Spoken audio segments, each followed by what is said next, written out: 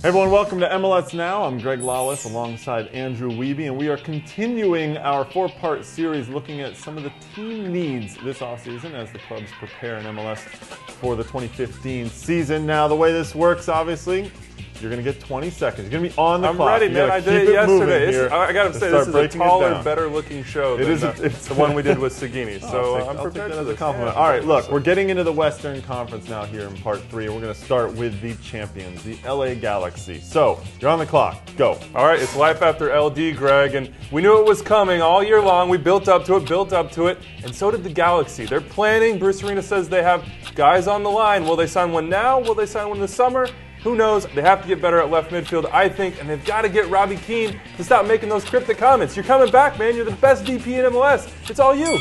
Well, I think there's also a question at right back here. I think that Dan Gargan did a fine job when he came in. Do they need to improve there? That's a question for them, for the Galaxy. All right, let's move on to the Galaxy's big rivals just up the coast a little bit. The San Jose Earthquakes. New coach, new stadium, new outlook in many ways. This is a whole new team. Yeah. Not a whole new team, but a lot of new players in this one. All right, so I'm on the clock. Look, I think it might be a new formation, too. We know Dom likes that 4-4-2. What happens to Mateus Perez-Garcia? They invested DP dollars in him. He's a number 10. Dom hasn't really used those. I want to see what happens there. And then they've got to get better at central midfield behind him, no matter what.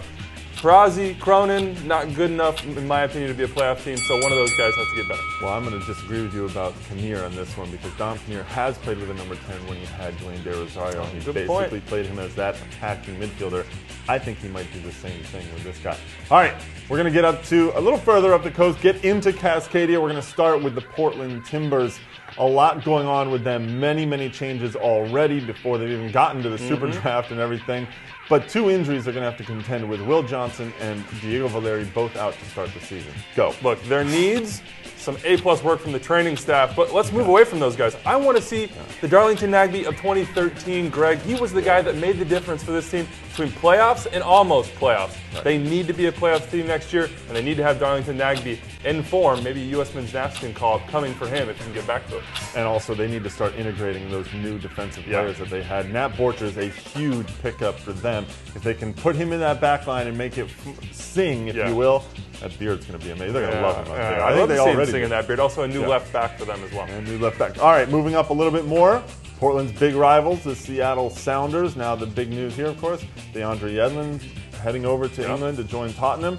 Where do the Sounders go from here? They were so close in 2014. Look, the good news is they have allocation money from that sale, so they can make some moves here, but you're right. Sure. Right back is the #1 priority. They cut the Nigerian friend of Omofemi Martins who came in. He probably will not be around. If you move Brad Evans back, who plays in the midfield, you'll have to reinforce there if you do that. It's a big question mark for them there. And then center back. Look, they need depth. I think you want somebody up. There goes my time.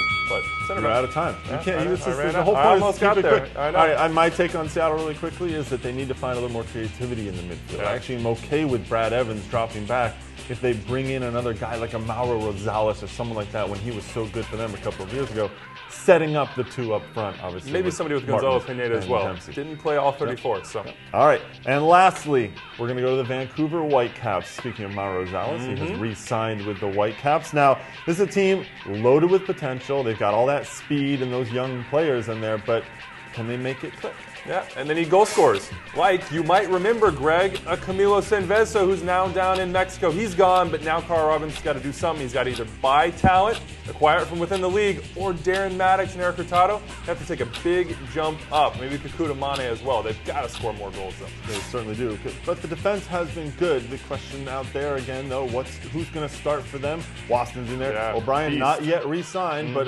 maybe he wants to be there. We'll Johnny see Leverone also maybe a returner, but he wasn't. So lots of questions in the back line for the Vancouver Whitecaps. All right, well, that's what we think some of the teams need in the Western Conference, at least the first half of the Western Conference here on Part 3. Make sure you join us for Part 4 when we're going to get to the other teams in the West. And let us know in the comments below what you think your team needs to improve in 2015.